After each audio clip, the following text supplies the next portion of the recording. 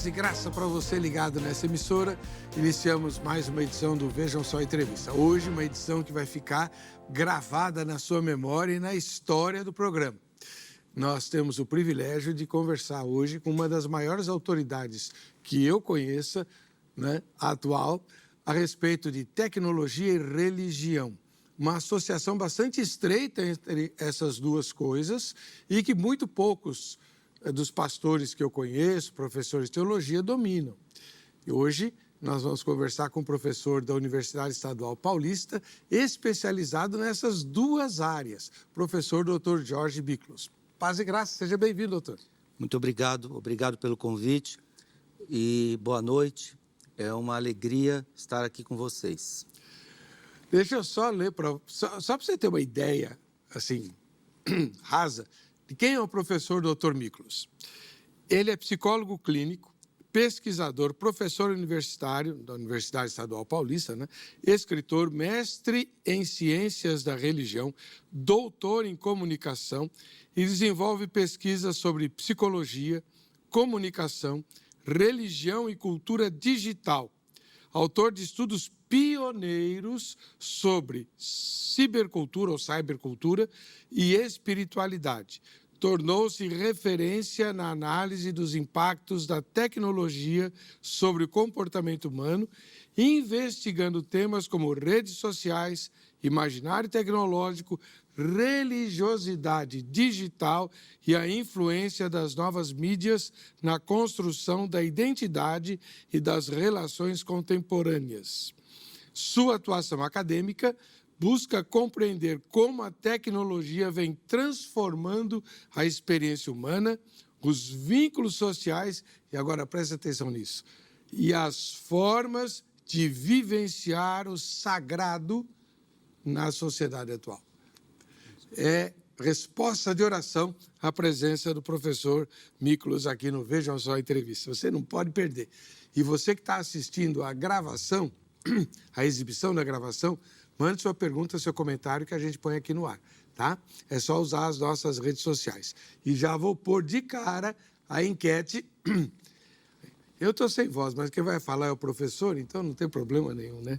A enquete é a seguinte: você sente-se à vontade com o atual avanço da tecnologia? 3 possibilidades de resposta. Muito, muito à vontade. Pouco à vontade é a minha resposta. E razoavelmente à vontade é a terceira opção, tá bom? No fim da entrevista, a gente vê o resultado parcial da nossa enquete. Professor Dr. Miklos, por que o senhor se interessou por esse assunto? É uma ótima pergunta. Eu me interessei por esse assunto porque na minha carreira profissional eu sempre me deparei com a tecnologia.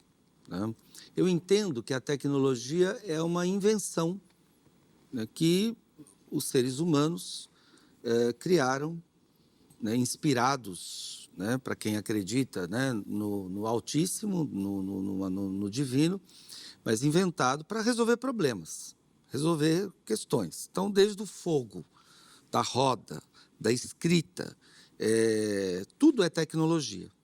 Tudo é tecnologia, Até mesmo o livro de receitas da vovó é uma tecnologia. Tecnologia é como preparar um alimento, Então, a tecnologia é um meio para se resolver um problema, para se alcançar um fim. E eu estava muito ligado, à época, nas questões educacionais, de como que usar as tecnologias educacionais para criar melhores condições de aprendizado para os jovens e os adolescentes que tinham até dificuldade de aprender. E eu me deparei logo de cara de que tecnologia não era simplesmente usar a televisão, o videocassete, ou seja, as ferramentas comunicacionais. Que a tecnologia também passava muito por essa relação entre o professor e o aluno, a comunicação entre o professor e o aluno, e que tudo isso fazia parte da tecnologia. Então, eu me interessei muito por tecnologia por ver que ela é um meio que consegue resolver problemas cotidianos, desde que bem utilizada, desde que as pessoas tenham consciência sobre o que ela é. Mas tudo é tecnologia, né? Essa roupa que eu estou usando é tecnologia, tudo esse ambiente no qual nós estamos aqui e que as pessoas estão nos assistindo são tecnologias específicas de comunicação, mas o meu interesse se deu especificamente ali numa vontade muito grande de que os alunos pudessem aprender, que eles pudessem absorver melhor a matemática, o português, as ciências e tudo isso aí. Foi aí que surgiu o meu interesse pela tecnologia. Eu falei, eu não posso me tornar inimigo dela, né? Eu tenho que conhecer, né, e me tornar um usuário inteligente dessas tecnologias. O professor Miklos, ele escreveu esse livro aqui, que eu vou mostrar, Veredas do Sagrado, interfaces entre imaginário, ecologia e religião. Eu tenho várias perguntas para fazer para o senhor, já eu vou elaborá-las. Tá? Veredas do Sagrado. Eu ganhei o livro agora, não li, mas estou doido de vontade. Já separei até alguns capítulos aqui que eu vou... São ensaios, né? São ensaios. Então não há necessidade de ler do começo ao fim. Não. E é o que eu vou fazer. Qual que é o meu espanto, professor? Meu espanto é o seguinte, normalmente a tecnologia afasta, mesmo que não seja essa a intenção dela, afasta a pessoa de pensar em Deus. Uhum. Então, por exemplo, hoje, quem mora na região da Avenida Paulista, vou dar esse exemplo, ele está cercado, ele está mergulhado no mar de tecnologia de ponta que existe aqui no Brasil, né? Ele não tem a menor razão para pensar em Deus ou nas questões da fé. O senhor foi na direção contrária. Uhum. Por quê? Uma excelente pergunta. A sua pergunta vale $1 milhão e daria uma tese de doutorado, né? Vamos começar assim. Quando vem um período histórico que nós chamamos de modernidade, o sociólogo alemão Max Weber chamou esse período de desencantamento do mundo. Né? Ele cunhou essa expressão, ela é muito conhecida entre os sociólogos, e ele diz assim, o que é a modernidade? O que era o mundo moderno? Né? É uma palavra em alemão, um termo em alemão que chama-se Entzauberung, ou seja, é a desmagicização ou desencantamento do mundo. Né? Então, realmente, o mundo moderno ele foi um mundo que foi se afastando do sagrado, ele foi se distanciando do sagrado e idolatrando a racionalidade, idolatrando a técnica, idolatrando a lógica, idolatrando outros aparatos, né? Então, esse distanciamento sagrado, ele é comum e muitas vezes ele é atribuído à própria tecnologia, como se a tecnologia fosse culpada disso daí, né? Mas eu comecei a perceber que a tecnologia ela não é nem vilã e nem santa. Ela é ambivalente. Ela pode tanto nos aproximar como nos distanciar, não só do sagrado, mas também das próprias pessoas, né? Tem um filme que eu gosto muito, que é um filme argentino, chama-se Medianeiras, de um argentino chamado Gustavo Tarento. E lá tem e ele fala justamente da solidão das grandes cidades. Ele fala justamente disso, não de um religare, né? A palavra religião significa religare, né? Significa religar, né? Seres humanos a Deus e seres humanos também com outros seres humanos, né? E há uma frase nesse filme, dita pelo personagem, que ele diz assim, a internet me aproximou do mundo, mas me distanciou das pessoas. Né? Essa é forte. Essa é forte, né? A internet me aproximou do mundo, mas me distanciou das pessoas. Então, essa vida solo, essa vida em apartamentos hoje que se vende aqui na região da Avenida Paulista, que tem 10 metros quadrados, 15 metros quadrados, no máximo 20 metros quadrados, para a pessoa viver só, para a pessoa não ter ninguém, não ter nenhum pet, nenhum animalzinho doméstico. Então, isso é um fenômeno da modernidade. A modernidade secularizada, modernidade laicizada, que idolatra a racionalidade, que idolatra a lógica e se distancia do sagrado, né? Mas eu me interessei justamente por isso, para entender o seguinte, que por mais que exista de fato esse contorno, Max Weber estava certo, há uma questão. Uma pesquisa recente detectou o seguinte: 99,9% da humanidade acredita em Deus. Ou seja, há uma revanche do sagrado, né? Ou seja, ao mesmo tempo que há um movimento de afastamento do sagrado, parece que a tecnologia, a racionalidade, a própria ciência, né, com todos os louros a elas, não conseguem suprir o vazio existencial, o vazio psíquico que as pessoas passaram a vivenciar nesses grandes centros urbanos. Então, ao mesmo tempo que há um distanciamento do sagrado, há uma fome, há uma sede pelo sagrado. E as pessoas estão buscando, né, novas formas de se conectar, né, com essa divindade suprema visível e invisível de todas as formas. Então, a minha busca por esse tema se deve justamente por conta disso, por perceber que no mundo moderno há uma espécie de sístole e diástole, né? Ou seja, ao mesmo tempo que há um encolhimento, né, das relações com o sagrado, há também uma expansão, há uma busca pelo sagrado. Veja o caso do Brasil, por exemplo, né? O Brasil é um país, né, que acredita em Deus, né? Se você perguntar assim, qual a coisa mais importante para o brasileiro, né, ele vai falar: eu acredito em Deus, né? Pode ter diferentes denominações, diferentes formas de expressar essa crença, mas de buscar isso é inevitável. Então, isso me chamou muito a atenção, né, de perceber essa relação. E lendo, eu vou terminar aqui. Não, fique tranquilo. E lendo um filósofo medieval, ele diz assim, um filósofo cristão, ele diz assim, que Deus nos criou com duas asas. Uma é a razão e a outra é a fé. E que assim como um pássaro precisa das duas para poder voar, né, se só tiver uma, não consegue voar, o ser humano, para realizar o projeto de Deus, precisa da fé e precisa da razão, né? A fé sem a razão pode se tornar cega, pode se tornar até perigosa. Assim como uma razão sem a fé é tão perigosa, né, quanto. Então, eu acredito muito nessa possibilidade de diálogo entre a fé e a razão, entre a tecnologia e a religião. Eu acredito na possibilidade desse diálogo, muito inspirado nesse filósofo, né? Quando eu li isso. Eu achei maravilhosa essa frase, até hoje ela me acompanha. Ela é muito forte mesmo. Nós temos dois exemplos bastante candentes dessa verdade. Quem é o filósofo? Tomás de Aquino. Não entendi. Tomás de Aquino. Ah, Tomás de Aquino. Tomás de Aquino. São Tomás de Aquino. São Tomás de Aquino.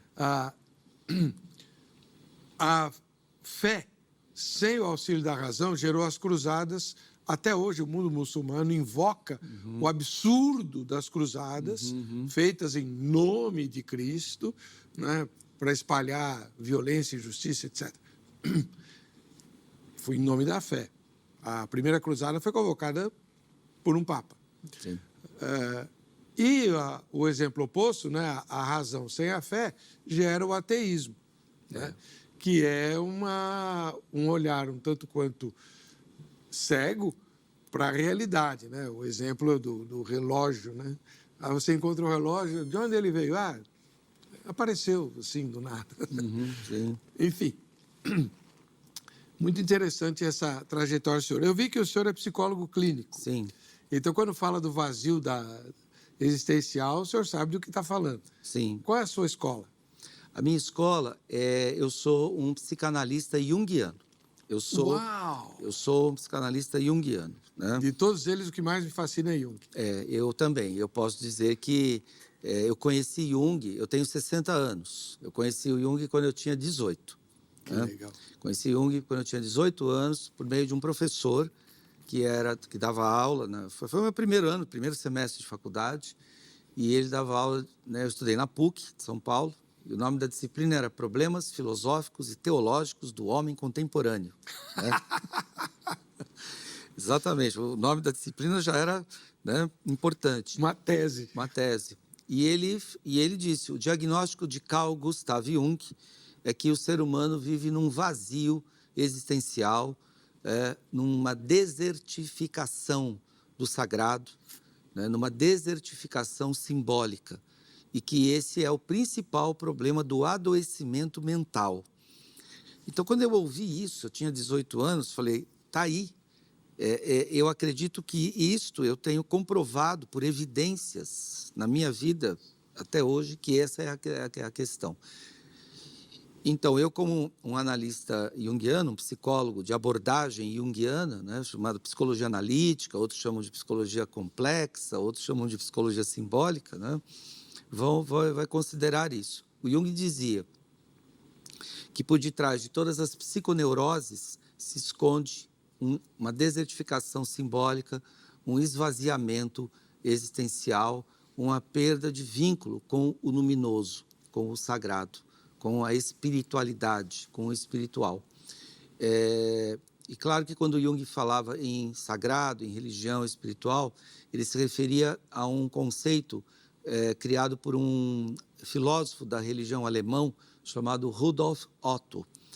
E Rudolf Otto escreveu um livro chamado Das Religio, que foi traduzido em português como O Sagrado, e ele diz que o sagrado é o luminoso, né? O numen, o luminoso. Ele é que dá aquele exemplo do tigre na sala do lado, né? Exatamente.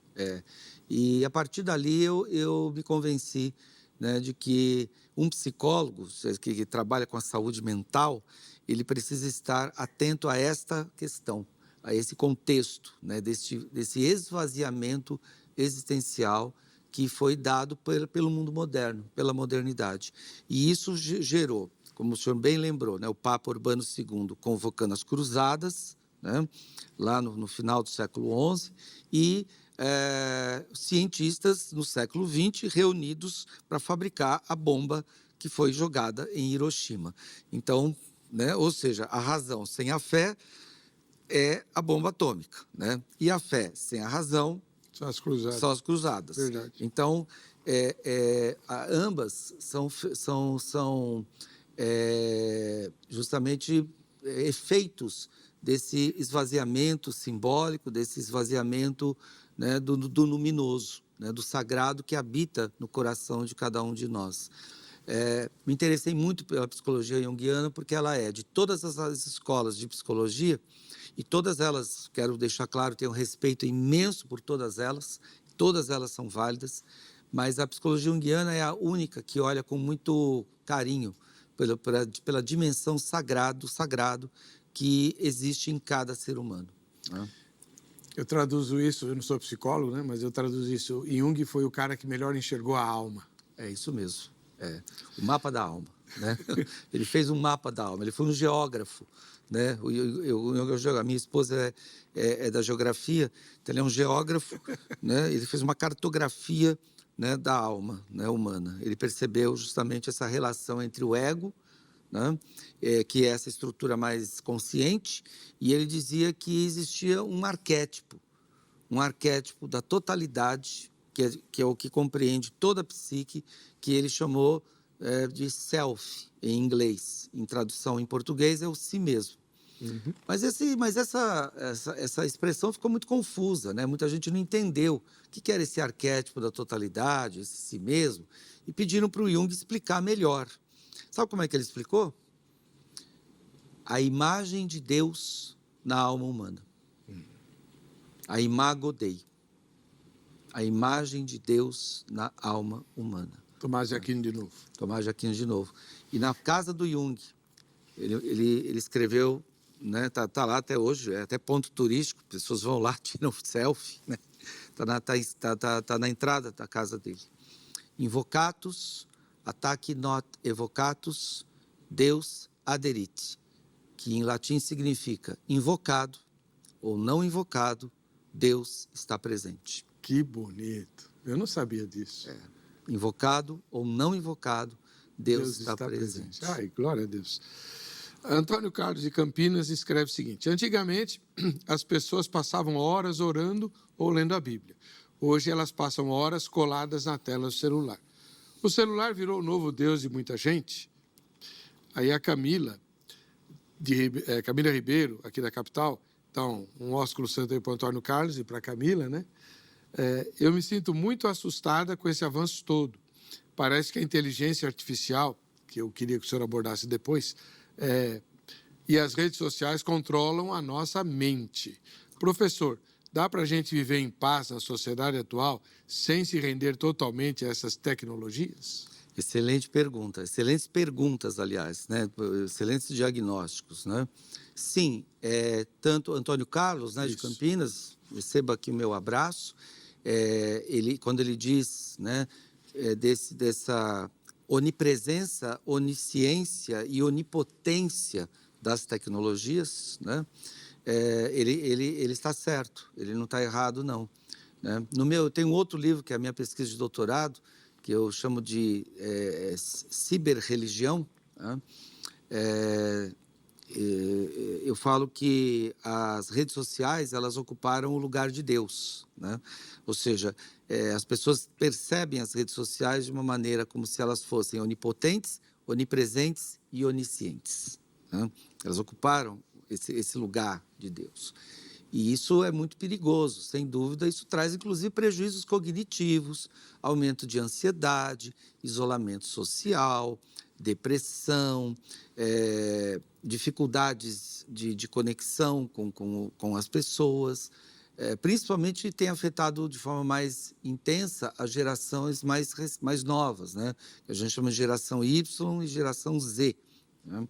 Eles é que estão sendo mais afetados por isso.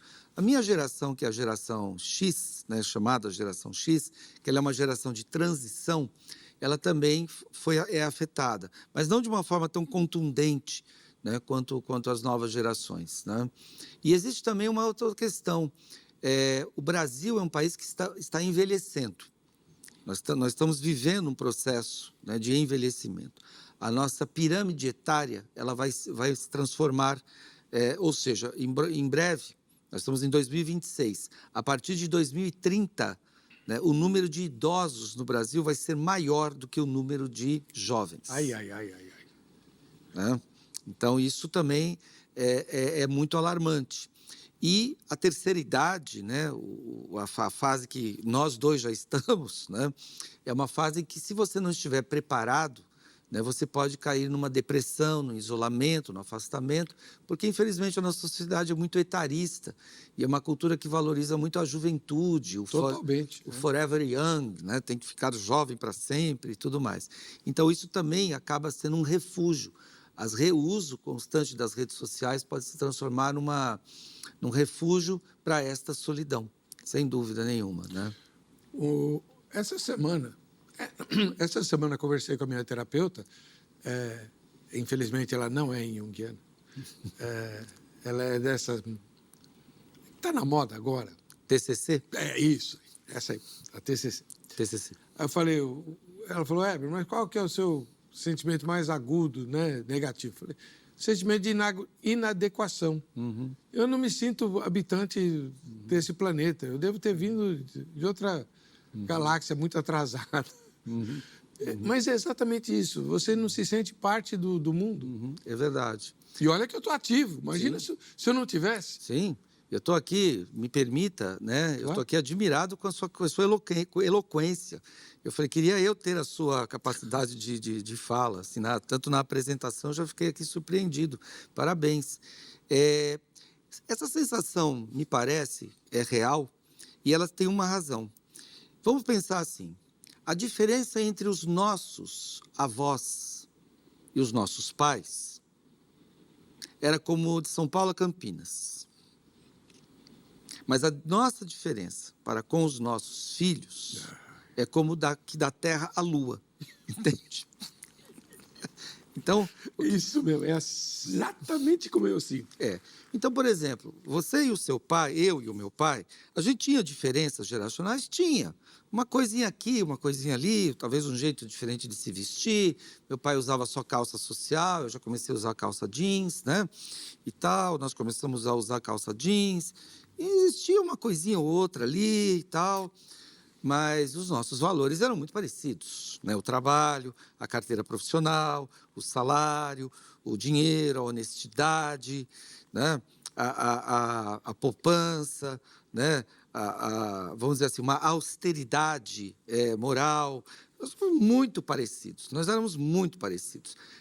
Quando vem o século XXI, parece assim que aceleraram a máquina do tempo, né? Que estava andando a 20 por hora, agora está andando a 200 por hora. Veja só, uma das nossas ouvintes falou em inteligência artificial. Vamos combinar que há 3 anos atrás, em 2023, não se falava em inteligência artificial. Há 3 anos atrás, não se falava. Existia, para poucos iluminados, né? Agora, em menos de 3 anos, a inteligência artificial está no celular, está na mão de todo mundo. Então, há uma aceleração, né, muito, muito grande dos processos sociais, tecnológicos, e faz com que a gente se sinta obsoleto, com que a gente se sinta fora do tempo, desencaixado, como você diz, desadaptado, inadequado, não faço parte deste mundo, em menos de 3 anos. Verdade. Né? Nossa, eu acho que eu vou trocar de terapeuta. Não. Eu tenho que ir para o intervalo, rapidinho. Anota aí o telefone da Academia Teológica da Graça de Deus, a Agrade. Ela tem uma série de cursos, vários deles em plataforma EAD, para que você possa aperfeiçoar o seu ministério, a sua vida e a sua dedicação com a qual você executa a obra de Deus. 3115-0819, em São Paulo. Durante o horário comercial de segunda a sexta-feira, você pode conversar e tirar todas as suas dúvidas. Ou pela via da tecnologia mais moderna, pela internet, né? agrade.com.br. Lá você tem todas as informações e, passando pela Agrade, vai também para o site da RIT TV e põe lá a sua contribuição para que o Veja o Sol Entrevista seja cada vez melhor, tá bom? A gente volta rapidinho, já, com a continuação dessa brilhante entrevista aqui sobre tecnologia como a deusa. Até já.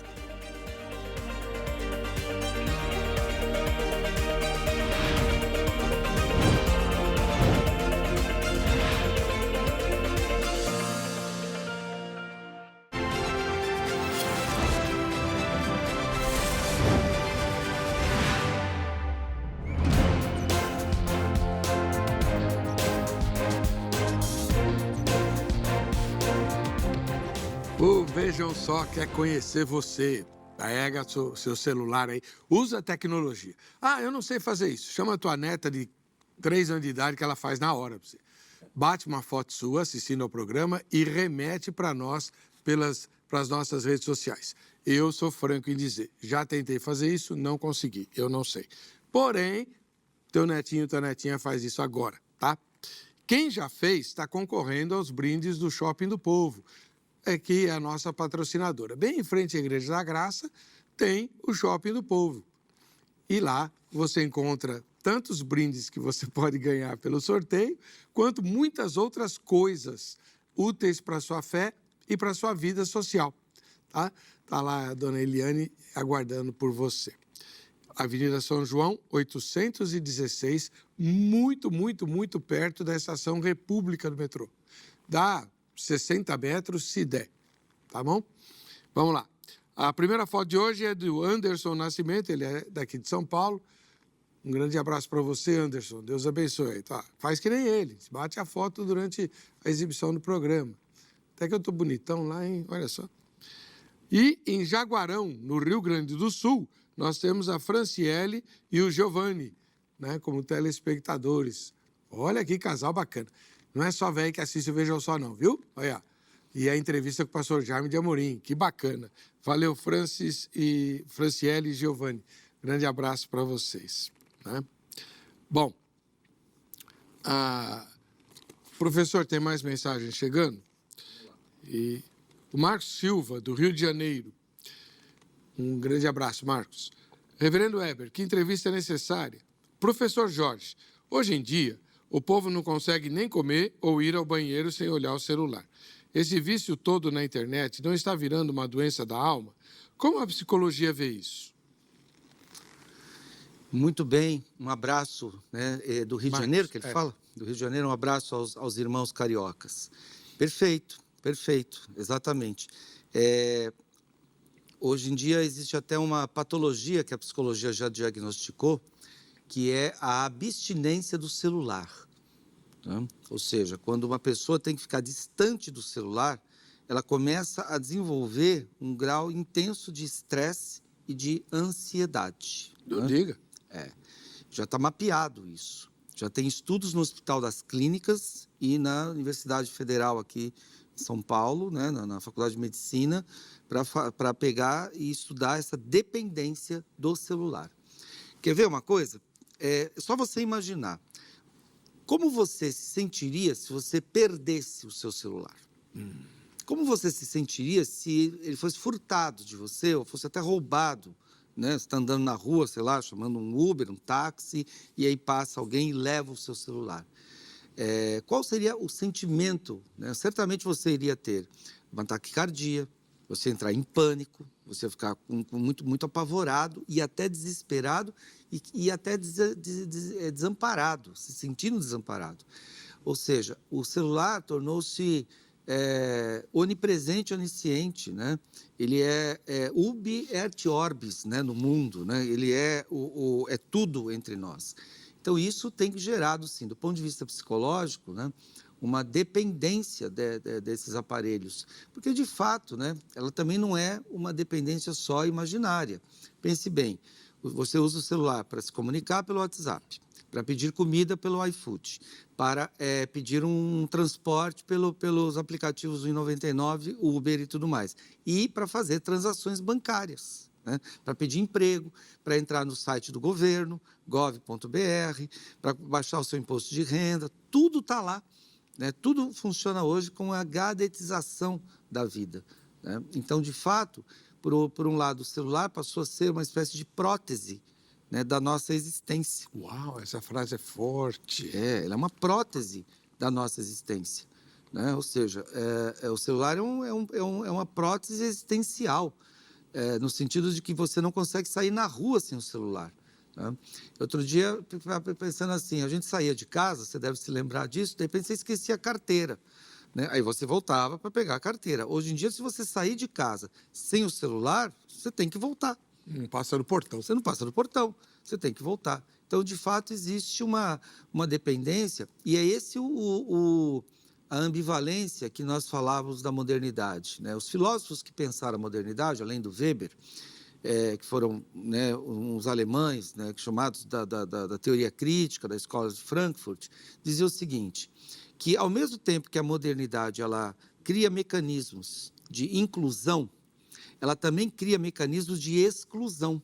Ela é excludente.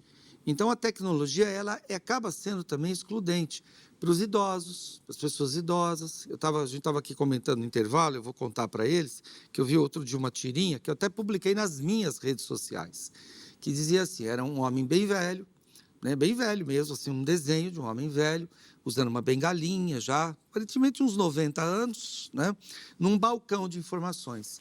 E a pessoa estava dando a seguinte instrução para ele. Bom, o senhor vai ter que pegar o seu celular, baixar o aplicativo, entrar no QR Code e depois fazer o download e depois fazer isso, fazer aquilo, fazer aquilo. Quer dizer, ela usou 6 palavras técnicas que para um homem de 90 anos, ele não vai conseguir um benefício, ele não vai conseguir marcar uma consulta, ele não vai conseguir comprar um remédio se ele não conseguir usar. Então, olha só que perversidade. É um mecanismo também de exclusão, né? Essa velocidade que eu falava aqui, eu me lembrei, quando eu estudei, né, esse assunto com mais profundidade, aqui na PUC de São Paulo, o professor doutor Eugênio Trivinho, foi um grande intérprete de um filósofo francês chamado Paul Virilio, que ele chamava esse fenômeno de aceleração do mundo, da vida, do espírito do nosso tempo, de dromocracia. Dromocracia. Ele dizia assim, nós não vivemos uma democracia. Né? Demo, povo, cracia, governo. Não, é dromocracia. O prefixo dromo é de veloz, né? É o poder da velocidade. Então, a sociedade contemporânea, dizia o Paul Virilio, lido pelo professor Eugênio Trivinho, separa as pessoas entre aqueles que são lentos e aqueles que são velozes. Né? Aqueles que são lentos são excluídos, marginalizados, e aqueles que são velozes vivem a inclusão. Então, é como se a gente estivesse numa esteira, né? Tendo que aumentar a velocidade da esteira todos os dias e todos os dias e todos os dias. Né? E aí a gente vai dormir exausto. Né? Não consegue dormir direito, não consegue repousar, porque está sempre com a tela do celular em mãos. Quer ver uma coisa? Eu estava conversando com a rapaziada aqui da produção, muito simpáticos, por sinal. Parabéns aqui pela equipe, que só nós estamos aqui por causa deles também, né? Parabéns a eles. Que Deus abençoe todos eles. E eu estava comentando com eles. Veja a ansiedade quando você manda uma mensagem para alguém pelo WhatsApp e aparece a visualização, que a pessoa leu a mensagem, mas ela não te responde. Deixou no vácuo. Me deixou no vácuo. A pessoa, quando já começa a ficar ansiosa, né? E começa a ter sentimentos, inclusive assim, de raiva. Por que você não me respondeu? Você está me ignorando? Você está me rejeitando? Então, olha quantos sentimentos psicológicos a gente tem que trabalhar para não se tornar vítima desse fenômeno. Né? Nós temos uma menina de 17 anos agora, né? Mas desde os 15, que tanto ela está sem celular, está de castigo, mas quando ela tinha celular, ela ficava fiscalizando quem curtia as postagens. Se a pessoa não curtia, era um drama. Sim, exatamente. Então, tem pessoas que, inclusive, desabilitam, né, o recurso de leitura. Né? Não aparece mais aqueles dois tracinhos azuis. Então, você não sabe se a pessoa leu ou não leu. Aí você fica mais indignado ainda. Eu né? fico. Né? Então, ou a pessoa tem que responder imediatamente, né? Ou a pessoa tem... Então, por exemplo, eu sou psicólogo clínico. Né? Por exemplo, eu acabo tendo uma agenda de atendimentos, né, de 4 horas. Praticamente, eu atendo 4 pessoas num determinado intervalo. Quando eu termino o último atendimento, eu tenho que ligar meu celular. Né? O que acontece? Aparece assim, 32 mensagens. Isso porque foi só 4 horas. Né? Aí eu olho para elas, começo a fazer uma triagem, e tenho que pensar quais são as mais importantes, quais são as menos importantes. O que é mais importante e menos importante? O meu critério é o seguinte, eu conheço algumas pessoas e eu sei que elas são muito carentes. E que se eu não responder, né, elas vão se sentir rejeitadas, vão se sentir excluídas, vão sentir que eu não dei atenção a elas. Então, esse é um critério. Essas pessoas têm prioridade na minha resposta. Sabe? Não é nem o que eu vou responder, mas eu tenho que responder. Eu tenho que dizer alguma coisa a elas. Mesmo que seja uma coisa curta, uma frase. Agradeço a sua mensagem e tal, um comentário. E elas se sentem muito bem. Né?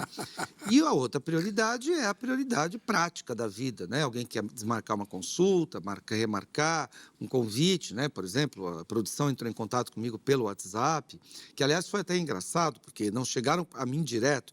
Eles encontraram alguém que eles conhecem, que está nas minhas redes, e aí, por meio dessa pessoa, uma aluna, que entrou em contato comigo, e essas coisas assim. Esses paradoxos da modernidade. Esse é o trabalho de jornalista hoje, ué. Vai atrás, né? Vai atrás, exatamente. O Valdir Santos, aqui de São Paulo, um abraço, Valdir. Olha, Heber, eu me sinto muito por fora desse avanço todo. Tudo agora é aplicativo, inteligência artificial, senha eletrônica. Esse negócio de senha... Dá uma sensação de quem é mais velho e está ficando para trás. Que sensação, rapaz. Você está ficando para trás. Eu já fiquei há tempos. Né? Isso é fato. Gisele Souza, do Itaim Paulista. Parabéns pelo programa, professor, com essa tecnologia, fazendo tudo sozinha, até conversando igual a gente. era a minha próxima pergunta, aliás, eu vou fazer também. O senhor acha que o ser humano vai ficar meio inútil no futuro? Os robôs vão mandar na nossa mente? Ou melhor, vão dominar o mundo? Essa pergunta é muito boa. Primeiro, essa pergunta é antiga, né? Desde o século XX, até antes do século XIX, já existia essa narrativa, essa mentalidade, esse imaginário.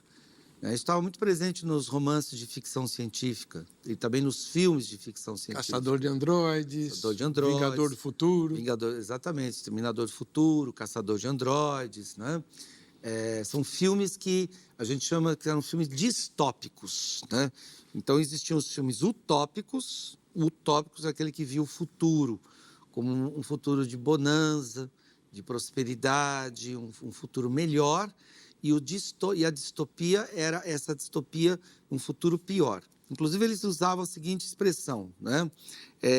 Ou seja, high-tech, quer dizer, alta tecnologia e long life, ou seja, baixa qualidade de vida.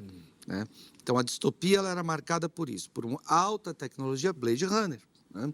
E por uma péssima qualidade de vida. Né?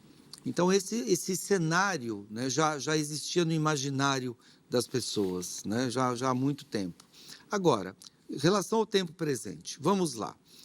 Embora o nome inteligência artificial já tenha se popularizado, e eu acho muito difícil a gente conseguir mudar essa concepção, esse nome está errado.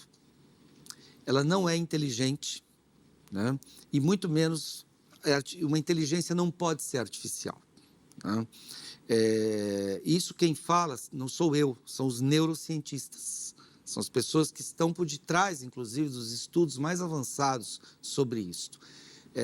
A inteligência é a capacidade de resolver problemas novos, questões novas. Né?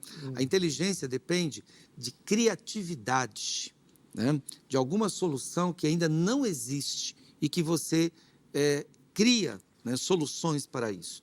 A inteligência artificial não vai criar um Uber, não vai criar nada novo. Ela é generativa, ou seja, ela trabalha com aquilo que já existe.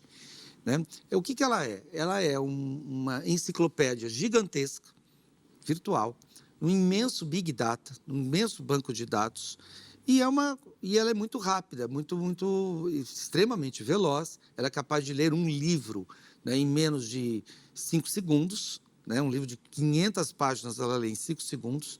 Isso ela faz, porque ela tem essas informações, mas ela não consegue te dar soluções, né, novas para problemas novos. Então, ela não é uma inteligência artificial. O que ela é? Ela é um assistente digital. Então, eu não uso mais a expressão IA, né, inteligência artificial. Eu uso a expressão assistência digital. Então, é AD. Né? Ela é uma assistente. Né? Ela é uma máquina de lavar, um forno micro-ondas. O senhor está ofendendo. Mas ela é uma máquina. Eu falo isso para ela. Eu uso a minha assistente. Eu falo assim: você é uma máquina de lavar. Você é um forno micro-ondas. Você é uma enceradeira, um aspirador de pó. Né? Você facilita muito a minha vida? Facilita. É inegável que facilita. Né? Eu não vou querer que as mulheres, né, voltem a lavar roupa no tanque. Não, né? Tá certo. Já que nós temos máquinas de lavar. Um forno micro-ondas resolve muitos meus problemas. Mas a inteligência, ela não é inteligente. Ela é um grande Big Data, cheio de informações e que consegue simular a pensamentos humanos. Mas ela só simula. Mas, professor, então agora a gente tem um problema muito grave. Essa nossa moça lá de casa, ela conversa com a IA. Brinca, discute, briga, como se fosse uma pessoa. Uhum. Pega conselhos. Uhum. Exatamente. Eu fico apavorado. Uhum. Sim, é verdade. As pessoas têm feito isso. Inclusive, muitas pessoas têm chegado para mim e falaram assim: antes de fazer a sessão com você, eu conversei com a inteligência artificial, eu conversei com o chat GPT. Falei, e aí, como é que foi a conversa? Né? Foi legal e tudo mais. Daqui a pouco, ela começa a falar da vida dela e tudo mais, e eu faço uma pergunta. Aí ela se assusta.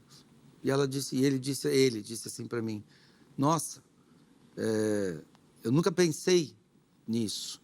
Falei, então, eu nunca pensei nisso. Se você nunca pensou nisso, a inteligência artificial, né, também não. Então, ela nunca vai te fazer uma pergunta que alguém não pensou antes.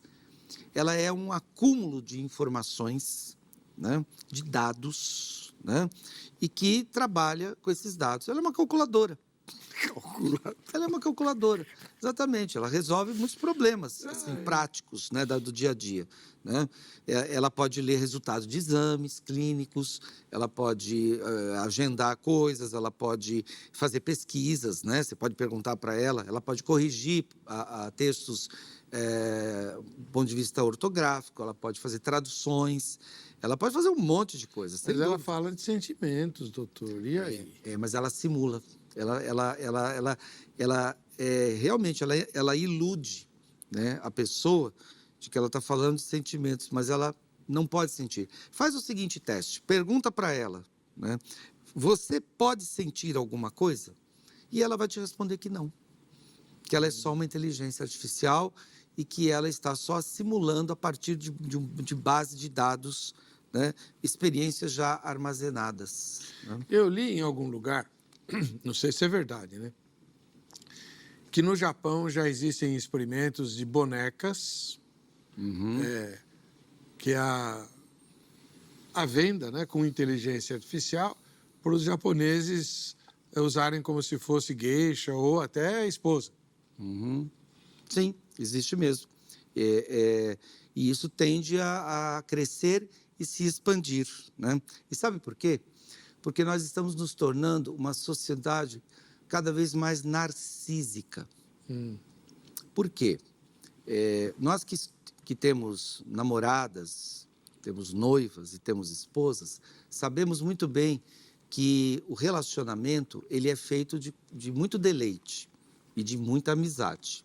Um casamento, para poder ser longevo e para poder ser abençoado, eu acredito, eu aprendi na leitura dos 4 evangelistas, né? É preciso ter, e das cartas de Paulo, é preciso ter deleite e é preciso ter amizade. Mas um casamento também é feito de tensões, também é feito de conflitos. Muitas. Né? E olha só, é justamente dessas tensões, desses conflitos familiares, é que a gente cresce. Já pensou se a minha mãe concordasse com tudo que eu queria fazer? Acho que eu não estaria aqui. Eu não teria crescido. Já pensou se o meu pai não tivesse me puxado a orelha? Já pensou se a minha companheira não me dissesse assim, olha, você está errado, você não está enxergando essas questões. Né? Já pensou se eu concordasse com tudo que meu filho quisesse fazer? A inteligência artificial, vou continuar usando esse nome, tá? Ela não te desestabiliza. Ela trabalha com um algoritmo do viés de confirmação. Esse é o perigo. O que é o viés de confirmação? Presta atenção você aí em casa. Você que usa muitas redes sociais, pode perceber. O que o algoritmo faz? Ele, em um dia, ele te conhece. Ele sabe o que você gosta e o que você não gosta. Né? Ele sabe exatamente isso. Né? A partir das páginas que você curtiu, que você olhou, o algoritmo ele vai mapeando os teus gostos, as tuas crenças. E o que ele faz? Ele só vai te expor a páginas, a conteúdos que são o viés de confirmação, que confirmam aquilo que você já acredita. E isso te dá uma resposta dopaminérgica. O que é dopaminérgica? Te dá uma satisfação. Né? Ela não te confronta. Ela não te expõe ao diferente, à alteridade, ao novo. Esse é o grande perigo. né? Por isso que ela pode falar de sentimentos, mas e por que as pessoas gostam de conversar com a inteligência artificial? Porque a inteligência artificial, diferente da esposa, da noiva e da namorada, vai dizer sempre sim. Nossa, que pensamento legal que você teve. Nossa, que coisa extraordinária que você fez. Só vai te elogiar. Só vai te elogiar. Aí. Aí, o que acontece? Psicologicamente, você continua na sua bolha narcísica e você não cresce, não se desenvolve. Porque a gente cresce na contrariedade. A gente cresce, né, na expulsão do paraíso, para usar aqui uma narrativa bíblica muito conhecida, né, da primeira aliança. Você cresce na expulsão do paraíso. É na adversidade. Olha, você vai ter que extrair o seu sustento com o suor do seu rosto. Você vai gerar a humanidade com as dores do seu parto. A inteligência artificial não te expõe ao contraditório. Ela só trabalha com viés de confirmação, como fazem as redes sociais. Então, por exemplo, se você é corintiano, né, por exemplo, você não vai receber notícias do Palmeiras. Se você tem determinado gosto alimentar, você vai receber essas informações. Você não vai ser nunca exposto ao diferente. E, portanto, você vai correr o risco de não se desenvolver psiquicamente. Porque o desenvolvimento psíquico, ele não acontece só no consenso, ele acontece no dissenso. Quem falava isso era um psicanalista inglês, que eu gosto muito, além do Jung, chamado Donald Winnicott. Ele falava assim, que para que uma pessoa possa se desenvolver, ela precisa de um ambiente suficientemente bom. Olha que palavra precisa, suficientemente bom. E aí, quando perguntaram para o Winnicott, mas o que é um ambiente suficientemente bom? O ambiente suficientemente bom é aquele ambiente que vai te acolher, mas também vai te contrariar, porque senão você não cresce, né? Porque se a sua mãe estiver o tempo todo do seu lado, né, você não vai aprender a andar. Se a sua mãe estiver o tempo todo te paparicando, te pagiando e te mimando, você não vai conseguir enfrentar as diversidades da vida. É o que faz a inteligência artificial. Ela é uma mãe que mima, né, e que faz um reforço narcísico, um espelho narcísico, né, da nossa personalidade. E por isso que ela pode se tornar muito perigosa, porque ela não nos expõe ao diferente, né, ao viés que não é o de confirmação. Que coisa. Não sei se ficou claro. Tá, Gisele, do Itaim Paulista, obrigado pela sua mensagem. Agora veio a do Raimundo do Brás. Professor, por mais que a inteligência artificial avance e tente dominar tudo, o que é que o ser humano tem que robô nenhum no mundo vai conseguir copiar ou roubar da gente? A nossa humanidade, né? A nossa humanidade, a nossa consciência, né? A nossa capacidade de ser criativo, de inovação, de criatividade, nossos sentimentos, né? De fé, ou seja, a nossa ética, né? Isso nunca ela vai conseguir, ela nunca vai se tornar consciente, né? Ela, como eu disse, ela é uma biblioteca de Alexandria expandida, muito rápida e muito veloz, e que dá a impressão para nós que ela simula isso. Eu vou te contar uma coisa para vocês, eu estudo o mundo tecnológico há pelo menos uns 30 anos, há 3 décadas. Eu aprendi muitas lições com isso, e uma delas eu quero compartilhar com vocês. Toda vez que aparece uma novidade na sociedade, uma novidade tecnológica, a sociedade fica assombrada. Toda vez. Isso foi assim com o rádio, foi assim com o cinema, foi assim com a fotografia, foi assim com a televisão e foi assim com a internet, né? Ou seja, toda vez que aparece uma novidade tecnológica, Humberto Eco dizia assim, que a sociedade se divide entre os apocalípticos e os integrados, né? Quem são os apocalípticos? O mundo vai acabar. Agora, né, tá tudo danado, já era. É o Blade Runner, é o Exterminador do Futuro. E existem aqueles que são os integrados. Os integrados, que maravilha, o Vale do Silício, agora a nossa vida vai ser o reino de Deus na terra, enfim, vai chover maná, né? E tal. Só que o que eu aprendi é que isso acontece mesmo. Toda vez que aparece uma novidade no mercado, um videocassete, lembra quando apareceu o videocassete? Aí falaram assim, você deve se lembrar disso, o cinema vai morrer. Foi. Morreu? Não. Quando surgiu a internet, disseram assim, a televisão vai morrer. Morreu? Não. O rádio vai desaparecer. Desapareceu? Não. As tecnologias, elas tendem a se integrar, a conversar, né? E aí a gente vai entrar daqui uns 3, 4 anos num ambiente em que as pessoas vão já naturalizar isso e vão entender que ela não é nem apocalíptica, que é muito mais arriscado uma Covid-19 ou um super El Niño que está se aproximando de nós esse ano, né? Isso sim é para nós um risco muito maior do que a inteligência artificial, do que a tecnologia, né? Ou seja, é muito comum esse movimento, né? De que quando surge uma nota... imagina, quando surgiu a máquina de lavar, né? Devem ter falado assim, pronto, vai gerar um monte de desemprego. Ou quando surgiu o computador. Sabe qual era a minha primeira profissão? Datilógrafo. Quando eu fiz 12 anos, meu pai e minha mãe me deram 3 presentes. Um relógio, eu fiquei muito feliz. Mal sabia eu que aquilo ali ia ser um problema para mim. Me deram um relógio, uma carteira de trabalho. Lá procurar emprego. E um curso de datilografia. Então, eu fiz um curso de datilografia, né, com uma carteira de trabalho, e eu tinha um relógio. O relógio, porque meu pai disse assim, a partir de agora, quem vai controlar o seu horário é você. Eu não vou mais te acordar, eu não vou mais te dizer que você tem que ir para a escola, agora é com você. Você controla o seu tempo.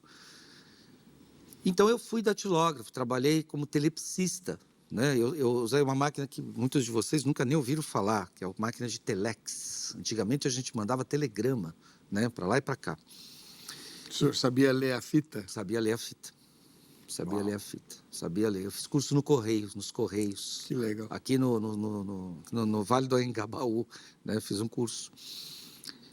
Veio o computador, né? Realmente, as fábricas de máquina de escrever, né, elas tiveram que fechar. E hoje, quem tem máquina de escrever em casa, como é o meu filho, que ficou com a minha, a gente chama de vintage, né? Que são aquelas pessoas que gostam do vinil, né? Que é chique, né? Da máquina de escrever, do barulhinho da máquina de escrever. Mas o mundo não acabou. O mundo não acabou. O ser humano, se vocês me permitem dizer, eu acredito nisso.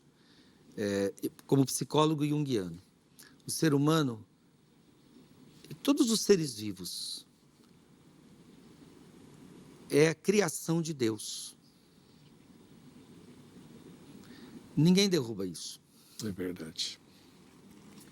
Ninguém destrói isso. É a criação de Deus.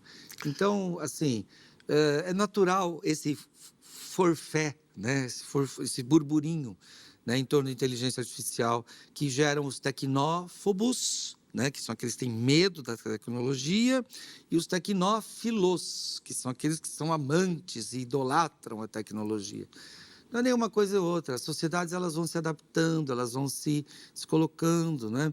E eu acho muito bom algumas coisas. Eu acho muito legal que a gente não use mais o cavalo como meio de transporte. Verdade. Agora, uma coisa ruim é o tempo, que não mudou. Cronos. O nosso acabou já faz um tempinho, né? Eu preciso encerrar a entrevista com muita dor no coração. Professor Dr. Jorge Miklos, muito obrigado pela presença do senhor aqui. Quem quiser entrar em contato, os meios de fazê-lo foram divulgados ao longo da entrevista e estão disponíveis para você nas redes sociais do Vejam Só Entrevista, tá bom? Resultado da enquete: você sente-se à vontade com a atual avanço da tecnologia? Muito bem. Muito à vontade, 30% responderam, pouco à vontade, 26% e razoavelmente 45%. Eu me sinto pouco à vontade e muito consolado com aquilo que eu aprendi com o professor Miklos hoje. Para você que fica com a gente, fique com a paz de Deus e a gente se encontra na próxima sexta-feira, querendo o Senhor. Até lá.